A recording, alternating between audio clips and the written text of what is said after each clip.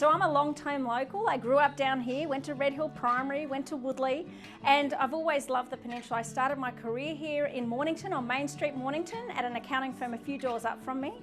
I did then do the city thing, so we all hiked to the city for a bit and work in the city. I went and worked overseas, so I spent many years working over in Holland. I then ended up in New York and came back here to Australia. I decided to set up Smart Business Solutions so I could really take a lot of these big company ideas and I guess issues, and it's the same kind of complicated tax issues, only on a smaller scale for small business.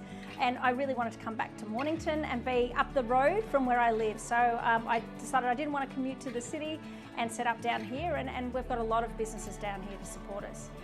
Some of the challenges I guess that you might have here on the peninsula, surprisingly enough, sometimes it's actually getting staff and actually making people aware that you can have a thriving career here down on the peninsula. You don't need to go to the city for that type of work. So but otherwise I would say most of it for me has been an opportunity. I guess another challenge might be some public transport, in having the public transport down here and getting that ease of access. Some opportunities I'd like to see, I guess, some further support or development on the Mornington Peninsula. I touched on public transport just to provide that ease, but the other one would be, I guess, some more investment in education and training.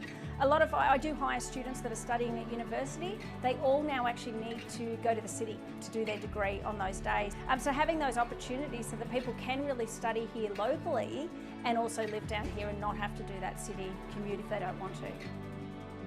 I feel really fortunate or really lucky that I got to grow up on the peninsula, and I can actually have a thriving career and business on the peninsula. And I guess the reason why I'm doing this is I actually want that for my kids. I want them to have the choice that they too can live on the peninsula and have a thriving career or business down on the peninsula. So my focus is really going to be about getting involved in small business, helping them grow, and seeing that we have the infrastructure in place that's going to facilitate their growth.